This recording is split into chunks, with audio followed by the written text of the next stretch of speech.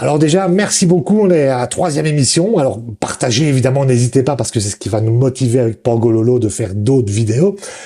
Merci beaucoup. On va démarrer directement. Je sais pas si tu as vu Pangololo. Maintenant, tu peux aller consulter sur le site de l'État les entrepreneurs qui ont fait faillite ou machin ou que sais-je. Le site s'appelle jebalance.com ou un truc comme ça. Enfin non, vous irez voir, ça existe vraiment.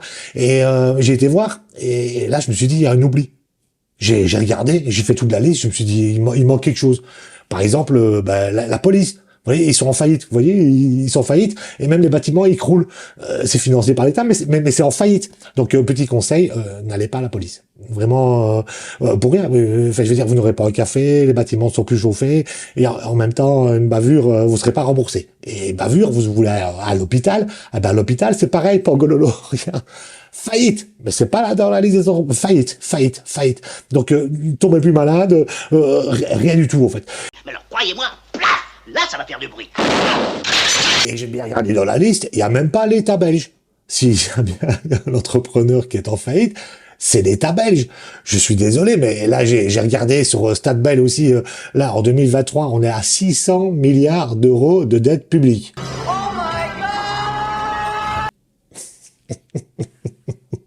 Alors, le premier qui me dit qu'on va la rembourser, je dis c'est un génie. Hein, la dette publique existe plus ou moins depuis 1980, elle ne fait d'augmenter et dans les prévisions, vous regarderez toujours sur le tableau, pour 2018, il prévoit, je regarde le chiffre, 813 milliards de dette publique.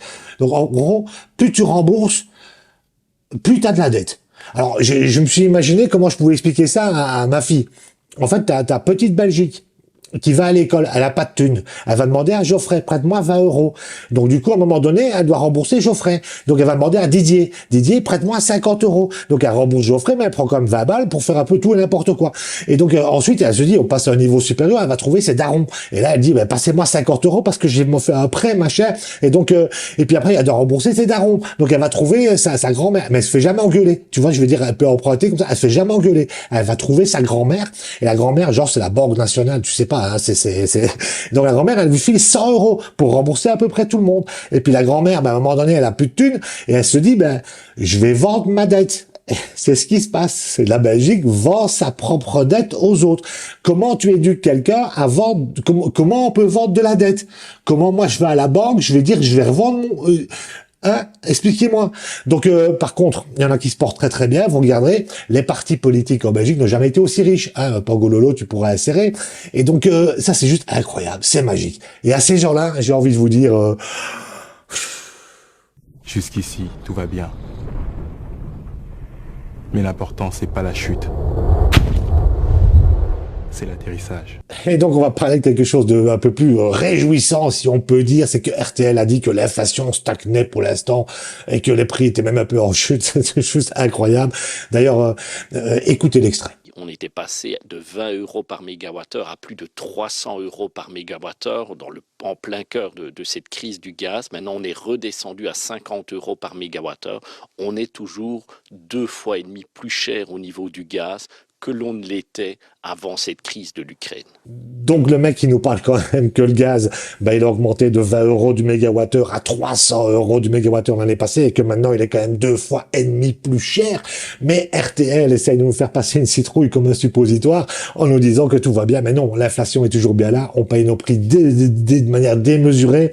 Et donc je voulais juste vous dire que en plus l'Europe c'est une bonne nouvelle. Hein. Pendant que le gaz, là, à cause de la guerre, comme ils disent en Ukraine, il est monté à 300 euros du mégawattheure. Ils ont fait dire on va bloquer à un moment donné les prix. Ils ont décidé à 180. Donc là, on est à 50. Ils ont encore 130 euros de marge du mégawattheure pour te dire, voilà, on va vous fumer de tous les côtés. C'est plutôt une bonne nouvelle. Et j'ai envie de te dire... Aie confiance, crois en moi. On enchaîne sans transition. ImoWeb annonce que 75% des maisons dans les logements wallons qui sont en vente sont des passoires énergétiques. Alors bravo les gars. Qu'est-ce qu'on a fait? On n'a pas pris les primes, on n'a pas isolé, on n'a pas fait ce genre de choses. Hein, on a fait son PEB, on l'a ramassé. C'est juste génial, le PEB. Vous avez vu ça?